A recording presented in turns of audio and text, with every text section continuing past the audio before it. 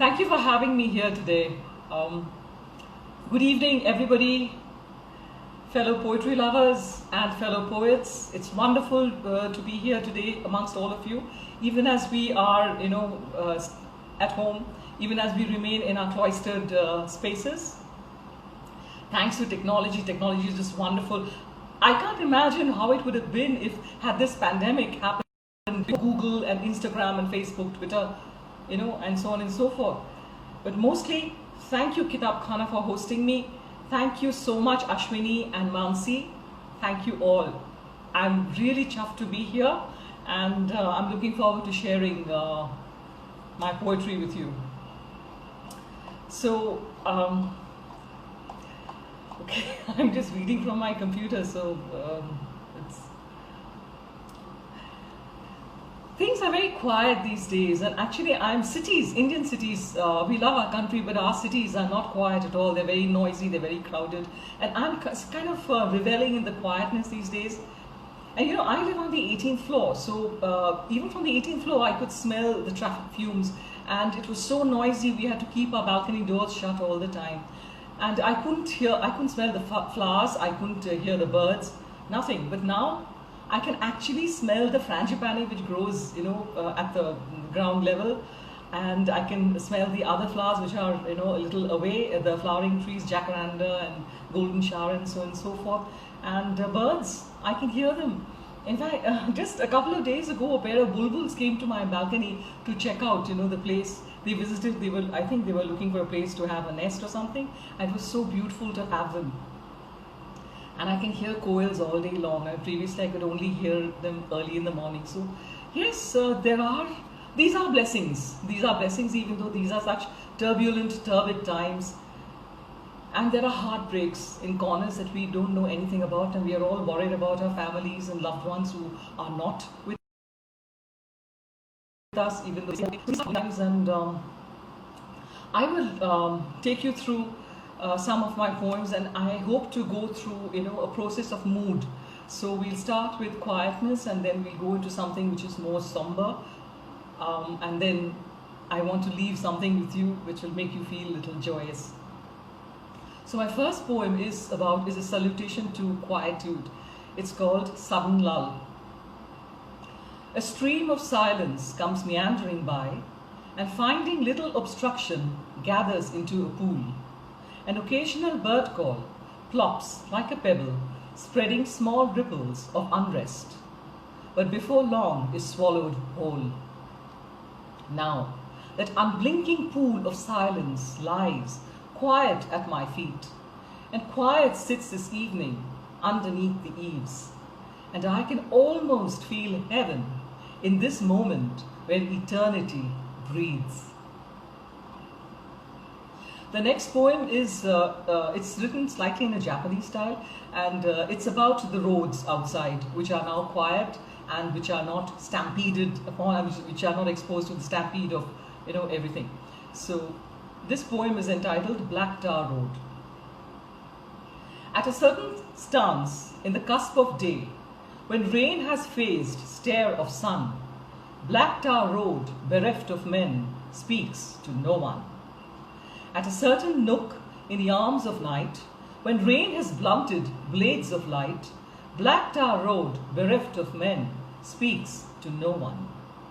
At a certain pause in the shy of dawn, when earth's heartbeat in its breast, with earth's heartbeat in its breast, Black Tar Road meditates, fires retreat from men. Retreat from sunlight, retreat from stoves, retreat from burnt eggs and toast. Black Tar Road remembers earth's buried ghosts. Burdened by the drudge of feet, burdened by the wheels, burdened by harried men, Black Tar Road dreams of the sun upon earth's breast. Made from fire, torn from earth, fanning earth flames in its heart, Black Tar Road seeks retreat from the embers of men. This one is on death. It's a song to death. It's called Trinity. It was a Pushkar nominee last year by Aeolian Harp, who had published it. So I give you Trinity. Death is a rhino's song, a song torn out before it's sung. Sunlight sucked into tunnels, a parrot's discarded tail feather, that tiger claw on a string around your neck, the cleft on wet clay or sand from a woman's heel asking, is she gone? Is she free?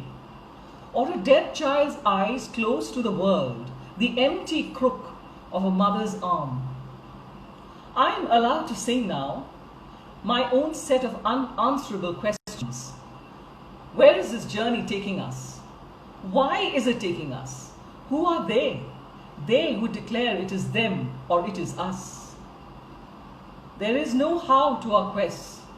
We have forgotten the ways of questions, the blueprint of their structures, how verbs are supposed to follow their nouns, and how silence creates its own noise in the wake of broken questions, where death leans to the lee side, always that place where the smoothest pebbles may be found, and the flowers are made of twigs and stones, and the homes are built like pyres within the predatory fences, breeding rapidly. Like the spoor of footfalls left behind a successful nuclear fission, the ultimate memento mori. So, wind bears static. So, silent is static.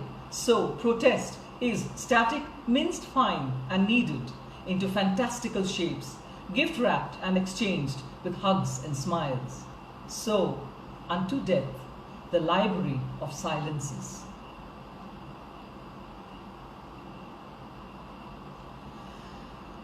This one is a little more personal because it was written when my father-in-law was getting treated in a hospital, and that was in Hyderabad. I didn't know Hyderabad then. We weren't living here then, but he was in Apollo, and we were staying at a guest house, and I was hurrying in the morning to relieve the person with my husband who spent the night, and I was going to relieve him for the day. So I was running, and I'm terrible with, my geography is terrible. So I always tend to get lost wherever I go.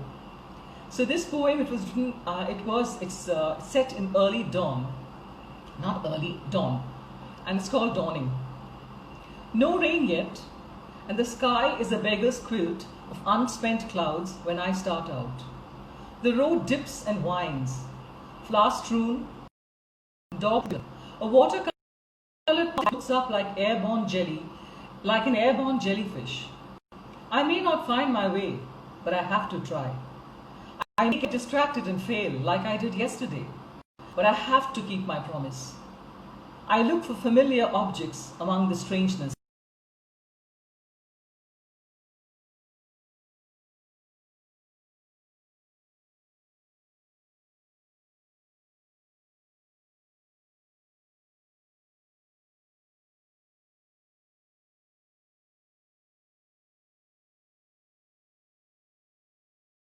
And this too is strange, as if the man I knew is withdrawing to a place we can never reach. Bit by bit, he's taking himself away. He flutters his fingers. We do our bit, all the same. Small comforts. It seems that he knows already. It seems to our tired eyes that he assents. He wheezes. He coughs. Tries. And momentarily succeeds in giving us those drops of life-sustaining hope. A weary sun prods a cloud on its way, a bulbul swings on a drumstick tree. The day has aged by the time I retrace my steps. A muzzled dog, some rich man's moody pet, ignores my offered hand, much to his manservant's relief. Luxury cars back out of driveways. In this hour, on this day, as I thread myself through the loops of avenues separating lush, reclusive houses, I hold it close. This juddering of ribs, this folding of shoulders, these unblinking eyes that defy the saturation of clouds. The other one is also on bereavement, and this was written quite a few years ago. It was first published in Cha and nominated for Pushkar by them, then in other places as well, including shortlisted in the Evache poetry contest, which happened last year. So it's called Bones, and it's obviously about my mother. That's not obvious, but anyway. Bones. The smallest bones I collected, still warm and sticky, from your smouldering pyre, mother. Those charred bones symbolized those small pieces of your life that you had never intended for anyone to see. I made sure the pot containing them sank deep into the Ganges. I watched the bubbles bob and spit as the pot receded far into the waters. Yes, mother, I did. This was one task I did sincerely. Here is another poem on bereavement, and after this I will not, impose them on you. But this is not personal. This is more on, humanity, because there's so much of it, everywhere, all around us. This is also it's not a very new poem, and it has been published in various places. So it's called The Other Side of the Sun. Dusk has hefted this bloodless day upon grim shoulders and is now striding towards a horizon where the borealis are waiting to feed. Night drops on its iron haunches, scans the sky for a moon, any moon, even an Arabian moon. Instead, this night is hit full in the face with wind, sleet, and hail.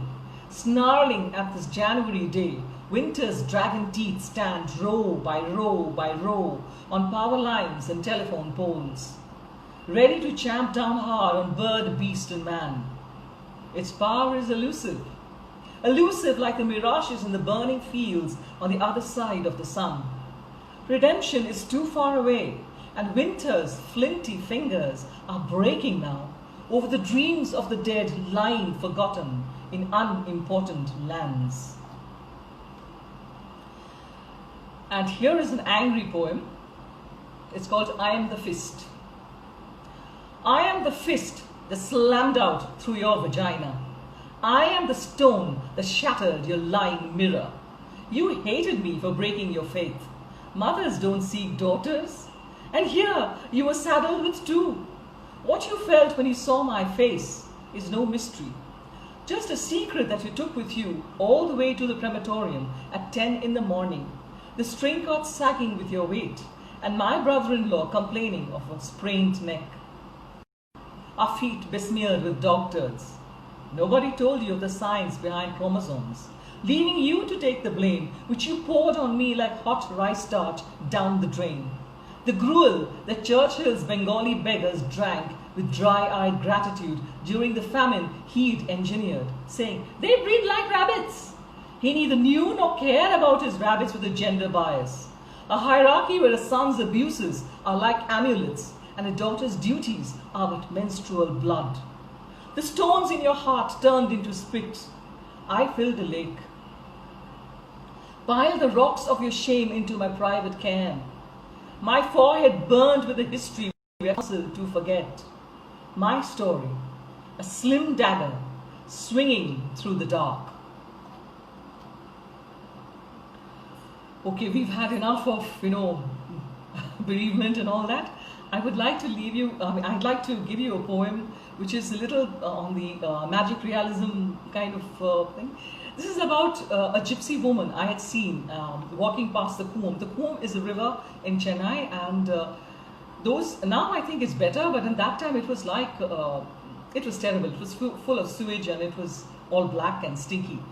And this gypsy woman belonged to the Irula tribe, and she was gorgeous. She was just gorgeous. So I have to write, and she was sensuous, So the gypsy woman of the Coombe. This has also been published before in Cha first and then Abache and other places. Skin so slicked down black, she could have sprung from the depths of the Coombe. That, what was once river, now uncoils like a snake grown sluggish after gorging on the city's offal. She walks the street at dawn, singing her leaf-rustling song. Her eyes inked out from pots of dead night blink away invisible spiders' webs festooning lampposts and trees. Her moist Medusa head of hair hisses at the sun, and there is a twist of indecipherable metal at her ankle, the right one with the toes played out as if to kiss the road. And then there are her hips, grasping the freshly laid day. They say she's a thief of many things. They say that the stick in her hand has a magnetic head meant to lift clean our magpie collection of watches and baubles. They say she takes babies from their cradles and blows spells into them, so they turn out crooked in their hearts or in their hands and legs. When she stops to eat, her belly button opens up like a carnivorous flower. The nipples of a generous breast peep from a blouse like twin frogs in a dark well. And when she is drunk, she lugs invisible totems after her. She swings invisible amulets and charms. When she mutters, her night eyes take on the colors of a day broken into 1,000 histories. So when she walks by our street, the dogs are unsettled and shy. The crows crouch and bob their heads, beady eyes winking, but the cats hold their tails high. For once, the cats walk free. As Menka very rightly said before me that we are in the kitchen a lot these days. I'm actually anyway always in the kitchen. And food is the only excitement we have. So I'm going to give you a couple of poems of food and drink. So this one was written a few years ago and it was first published in Anti-Serious. This is called Cakes. Did Marie Antoinette offer cake to her peasants? Or was it another slogan-making history? True or not, history has its necessities. Dire ones. History has to be fed, not unlike the way I feed you bits of my history. Is this the sum of our history then? One the feeder and the other the fed? I did not crave champagne when we wed, because I did not know what it would taste like when taken from your mouth. Perhaps I was too diffident. Perhaps I did not understand the nuances of mingled history, the piquancy of entwined moods. Even so, the scent of your love lingered on until a day came when you sat up and desired cake, and that too plumb in the middle of a food and love-induced soporific afternoon. The crumbs were brushed off later, digested by a platoon of ants, and we both agreed that past indiscretions are best forgotten, though not entirely forgiven. History, as you know, has a habit of being repetitious in a myriad unhistorical ways, like domestic chores. But we know that already, don't we? So we merely look the other way. We ignore the cherry stone that had rolled off somewhere, hugging hard to its bosom its stony secrets. And we are doing that still. We are repeating ourselves, just the way your head is tilted now, seemingly lost in thought when both of us know that you are watching me serve cake and tea as we sit here together, claim steam of fragrant Darjeeling, the cake crumbling ever so gently, breaking apart in the silence of our lips. And this one is my reaction to champagne, which is a drink I do not like. I like something more robust. This is called Champagne is for Wimps, and it was published in Pyrene's Fountain in their Hunger anthology. This is actually my penultimate poem. I really want to read the last one to you because that is so joyous. But before that, bear with me. Champagne is for Wimps. The woman in red, who's she? Surreptitious, cunning, deceitful, satin silk, promiscuity. Red is just damn red. Pamuk's red. The Scarlet Pimpernel's red. The French Lieutenant Woman's red. Madame Bovary's painted the town red. Who else? What else? Other than a slurry, blurry evening when you are in your literary cups. Ink is wine. Wine is ink. All hail, not rosé, not pale light. All hail, deep, robust red, dark, noir red, the red of a sultry grape, a lusty woman's blood red. Given half a dram though, I'd settle for molten lava red, so long as good Irish, with or without ice, the kind that's got ancient things in them, spells from little folks perhaps, and the aromas fairly floating out like flute song, compelling you to follow your muse, to heaven's end, the river's edge. Put down the fancy-pansy highfalutin flute, raise the tummy glass, the taste of fire, is red. And my last poem to you is basically an appeal to the child in you. Be a child, okay? Because children, they have this ability to be joyous at whatever the situation. And I think that's what we need in our lives. Whatever it is, we need to bring the joy. So, what the child does. When gossamer tufts come cascading down from the silk cotton tree's bright scarlet crown, who chases the tufts? Say, who does? The child does. When plump raven clouds thunder their refrain and shed their weight in feathery shafts of rain, who raises a fountain? Say, who does? The child does. When dew beads swing from blades of new grass, strung up like rows of iridescent fairy glass, who says the rainbow? Say, who does? The child does. When within that pupa clinging to a tree, a butterfly softly struggles to be free, who hears the cry? Say, who does? The child does. When deep down in winter's icy waters, a timid sun's shy white ray quivers, who feels the arrow? Say, who does? The child does.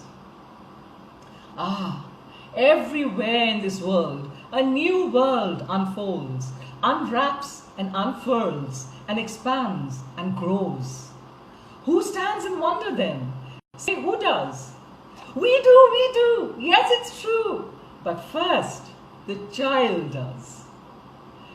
Thank you so much. Thank you for having me and listening to my poetry. Have a frabjous, week ahead. Whatever it is, let's be happy. Let's be joyous. Thank you, Kitab Khana. Thank you, Mansi, all of you.